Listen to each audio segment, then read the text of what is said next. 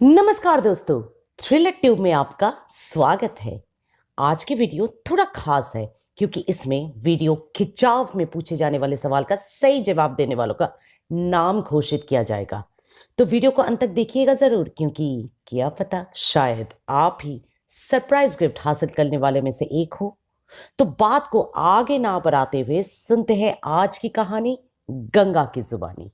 Hi, this is Ganga, remember? अरे वही जो ख्वाब में जन्म लेकर कावड़ा बावड़ा होकर बड़ी हो गई। याद नहीं? कोई बात नहीं, ऊपर आई बटन में क्लिक करके देख लीजिए, क्योंकि अभी मैं जो हूं ना थोड़ा बिजी हूँ। कजन की विदाई के बाद उसके साथ पहली बार जयपुर जा रही हूँ। सुना है जयपुर में जीजू जहाँ रहते हैं ना, वो एक हवेली है जो एक टाइम पे खूनी हवेली के नाम से भी जाने जाते थे। अरे याद नहीं? कोई बात नहीं, ऊपर में फिर से आई बटन में क्लिक करके देख लीजिए, खूनी हवेली। वेल, फिलहाल तो सिचुएशन ये है कि मैं और मेरी कजन दी बहुत एक्साइटेड है एट द वेरी थॉट कि हम लोग कोई राजा महाराजा ना होने पर भी हवेली में रहने का आनंद उठाएंगे। और ये एक्साइटमेंट इतना स्ट्रांग है कि पहला 2 दिन तो यूं ही बीत गया पूरा हवेली एक्सप्लोर करते करते। कितना ग्रैंडियर, कितना ऐतिहासिक मान्यता, कितना युगों का परंपरा, तपस्या, दुश्मनों के साथ लड़ाई, उस पर विजय पाने का इतिहास पड़ा है इस हवेली के कण कण में कि पूछो मत। इतिहास के पन्ने पढ़ना और उसे लाइव महसूस करने में जो अंतर है, बस समझो हम दोनों बहनें उसी दौर से गुजर रहे थे। पर हमारी सारी की सारी एक्साइटमेंट धड़ी रह गई जब साउथ वेस्ट की एक कमरा लॉक्ड मिला और उसकी चाबी कोई भी नौकर के पास नहीं था। विकास जीजू से मांगकर भी कोई फायदा नहीं हुआ। जो विशाल चाबी का गुच्छा उन्होंने दिया था उसमें से एक भी इस दरवाजे पे फिट नहीं बैठता। उल्टा हम दोनों बहनें आधे घंटे से कॉरिडोर में खड़े चाबियां ट्राई करते करते पूरा पसीना पसीना हो गए जयपुर की गर्मियों में। थका हारा जब वापस आकर विकास जीजू से इस दरवाजे का जिक्र किया तो उन्होंने बताया कि उस दरवाजे का चाबी तो इस हवेली की आखिरी वारिस कुंवर सर के पास भी नहीं था। इनफैक्ट उन्होंने भी कभी भी इस कमरे का दर्शन करने का सौभाग्य प्राप्त नहीं किया।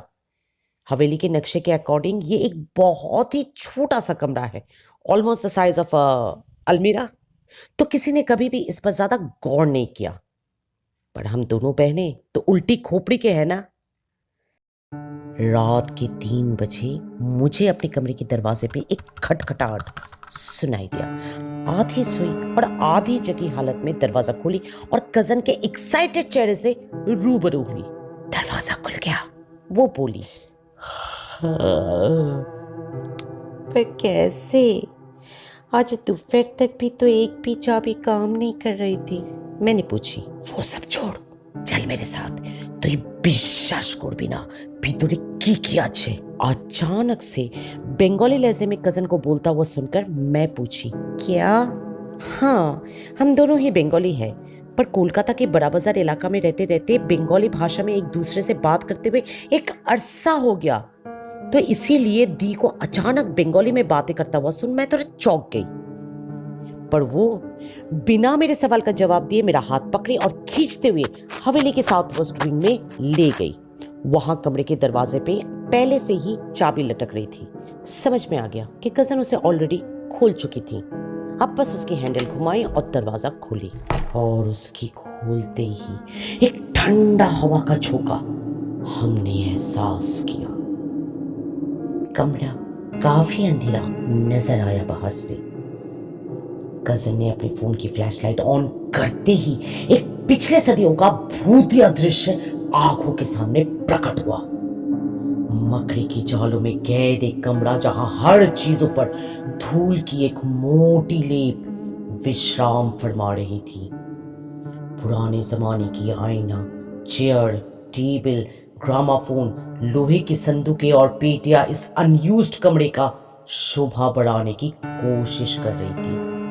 और दीवारों पे टंगी राजा महाराजा और रानाओं की गुस्से वाली तस्वीर कमरे को एक स्केरी वाइब्स दे रही थी। पर जो बात इस कमरे में खटक रही थी वो था इसका साइज।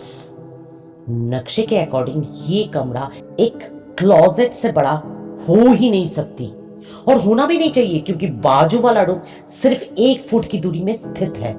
फिर भी फ्लैश लाइट 1000 स्क्वायर फुट की कमरा उजाला कर रही है।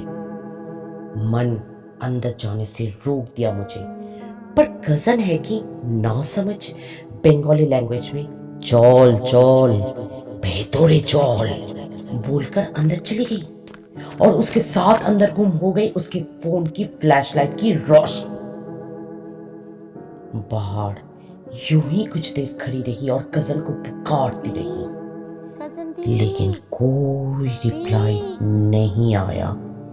मेरे अंदर एक आवाज रोकती रही मुझे अंदर जाने से, पर कजन को तो ऐसे ही छोड़कर जा नहीं सकती।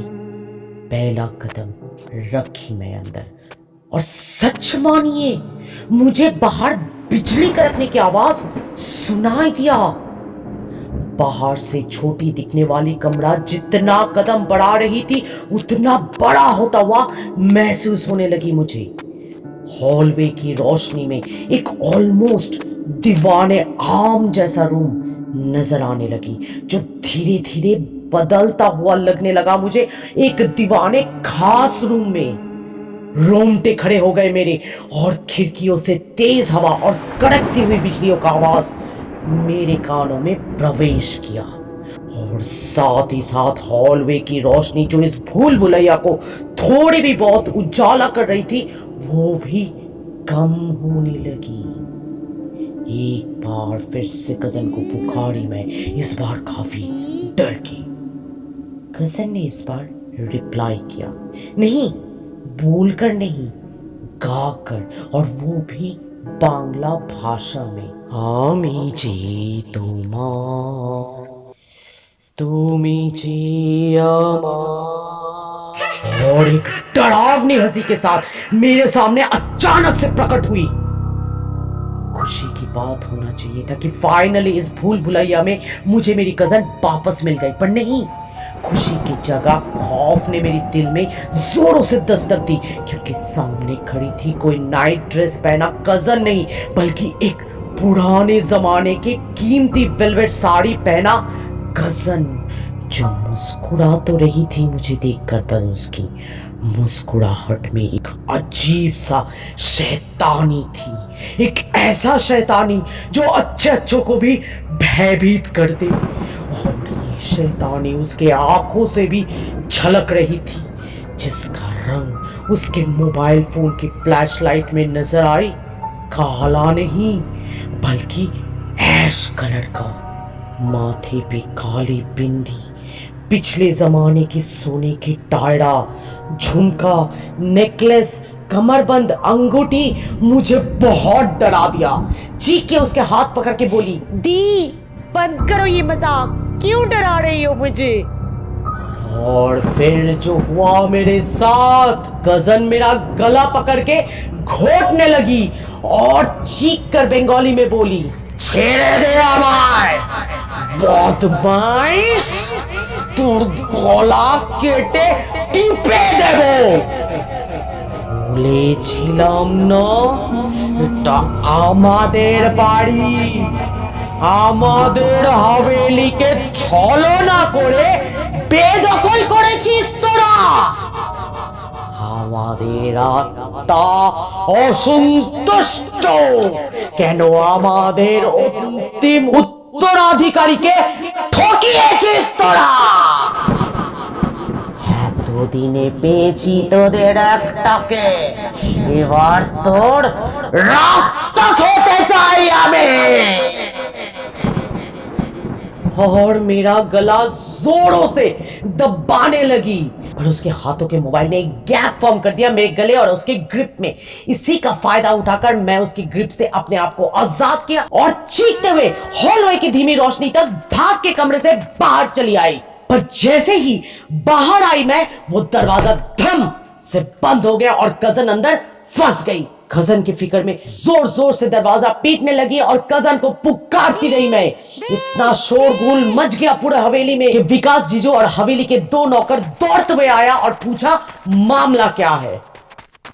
रोते रोते सब बताई मैं, पर मेरी कहानी से खौफ नहीं, हंसी दिखी सबके चेहरे पे। जीजू बोला, साली साहिबा, हमारी शादी में झूमर गिरने का प्रेडिक्शन सही किया था आपने, पर मेरी बीबी का मोंजुलिका बनने का भविष्यवाणी बिल्कुल गलत है। क्योंकि पीछे देखिए, दरवाजे को गौर से, पैडलॉक अभी भी लैच में टाइटली बंधा है। और आपकी दी मुझे हाथ से खींचकर जीजू अपने बेडरूम में ले गया और बोला, सो रही है घोड़े बेचकर, और वो भी अपने नाइट ड्रेस में। और गहना बोले तो सिर्फ मंगलसूत्र और हाथ में चूड़ा ही पहनी है, कोई सोने का जेवर नहीं। पूरा बौखला के खिड़की की ओर देखी मैं, न तेज हवा न बिजली। तो क्या ये सब सपना था? फिर भी सपना इतना रियलिस्टिक था कि अभी भी मेरे रोंगटे खड़े हुए हैं। विकास जीजू की ओर देखी और रिक्वेस्ट किया अभी के अभी कोलकाता वापस जाने का। बहुत मिन्नतें किया जीजू, एटलीस्ट एक दिन और रहने का या कजन की नींद से उठने के बाद जाने का। पर मैंने मन बना लिया था।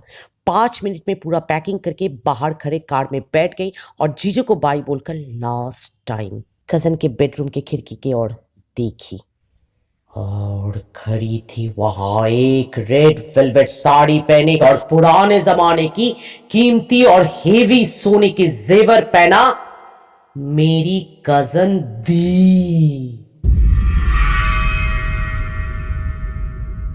वीडियो को लाइक और दोस्तों के साथ शेयर कीजिए और साथ ही साथ हमारे चैनल थ्रिलर ट्यूब को भी सब्सक्राइब कर लीजिए। अब मोंजुलिका बताएगी हमारे विनर्स का नाम। एक नंबर पे है टीना मंडल, फिर आती है प्लप्पो की बुलबुल, फिर रोनिता मालाकार, चौथे पे देवश्री रॉय सिन्हा और पांचवी है Parunita Mondal. Congratulations and take care.